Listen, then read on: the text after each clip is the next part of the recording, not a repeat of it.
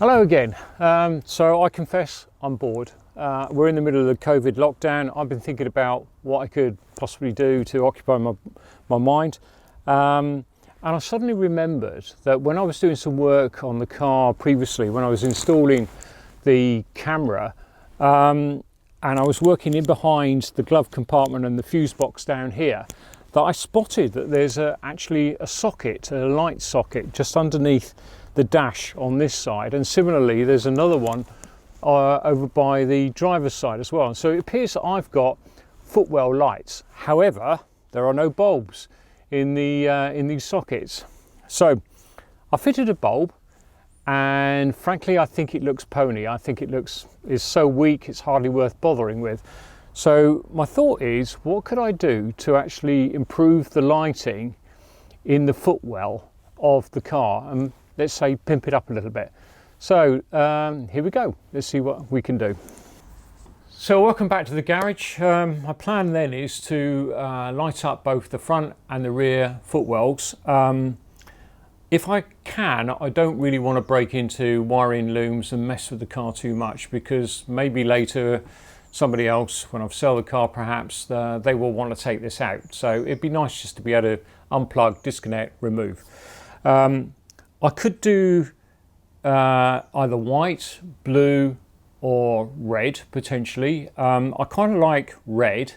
So I've been on the internet, and the first thing I've done is I've bought some LED bulbs, which are straight replacement for the ones that who should have been in the car.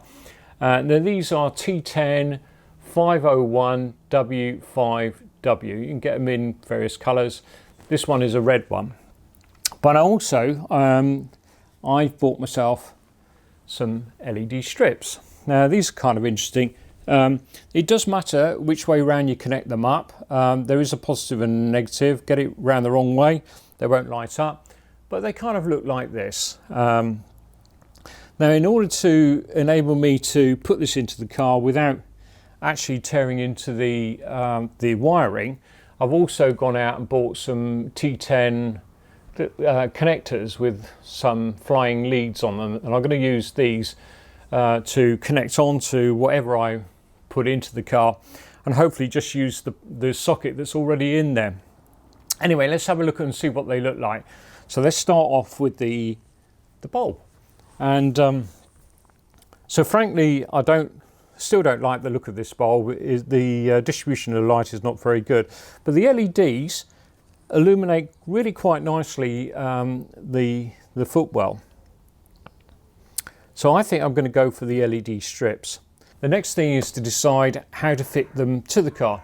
So looking under the passenger side, there's not really much there, but there is a little lip that I can use, and what I've done is I've got a bit of old curtain rail here, and I'm going to use that and velcro it basically to the underside of what is the glove compartment.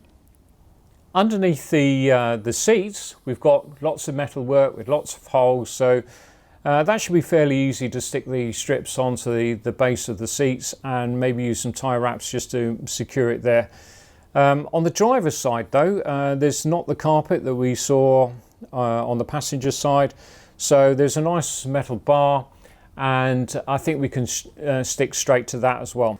So what's also interesting about these LEDs is that right at the end of them there's a little 4-pin socket, and they send you these little adapters that just plug in to the end like that, and that allows me to extend on to a second set of LEDs. So my thought here is that I will wire up the front of the car and then connect on the rear straight off of the front LEDs. So what I'm going to do is stick the LED strip down onto the curtain rail, then solder the plug onto the end of the wires, put a bit of heat shrink on,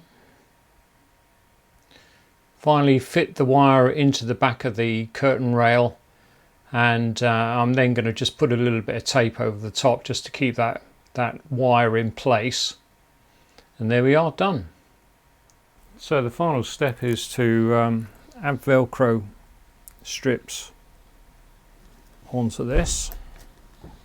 1,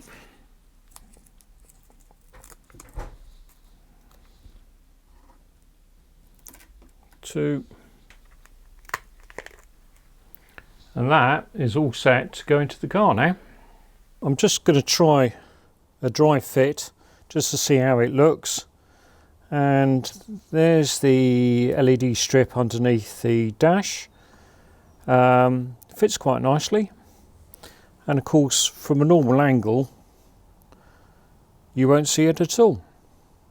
So in order to run the cables back to this passenger seat, I'm going to follow the same route as the cable loom that runs through the car, and that goes underneath these plastic panels here, which I think just lift off. We're going to take them off. I'm also going to take out the glove compartment as well, because that's just going to give me so much more space to work in. Taking this glove compartment out is fairly easy. There are torque screws here, here, and there and there. And then inside the glove compartment you'll find 2 10mm bolts. Undo those. The whole lot comes forward. Disconnect the wires as you find them, and it all comes out. So to get this plastic off, just pull,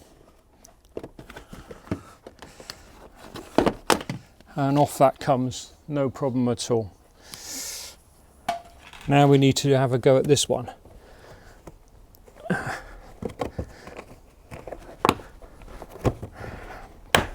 it comes, and that's out. So that's the plastic out,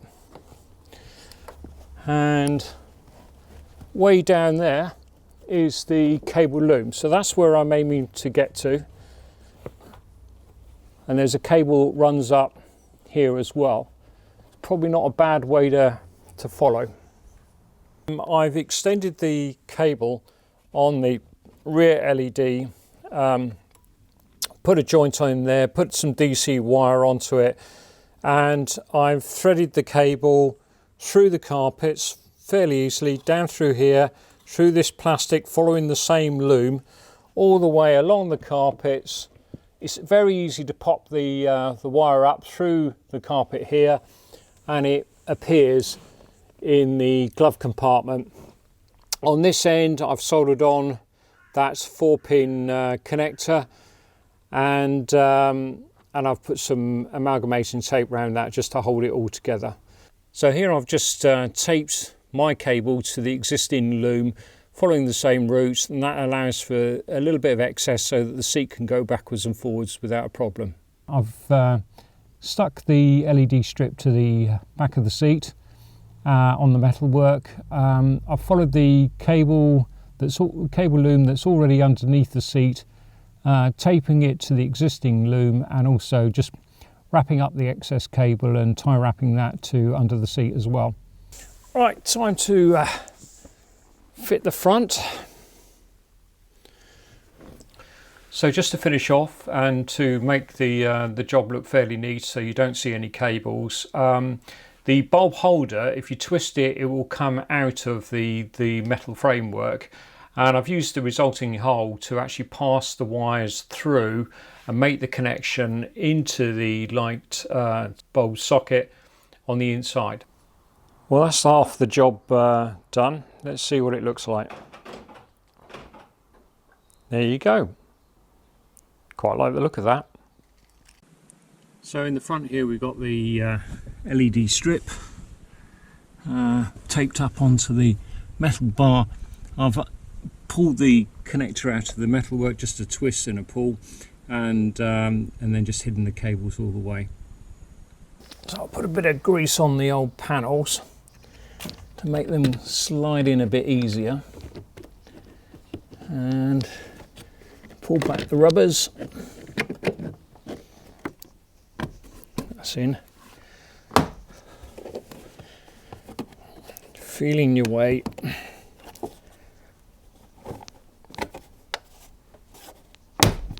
There we go. Right, that's the plastics all in.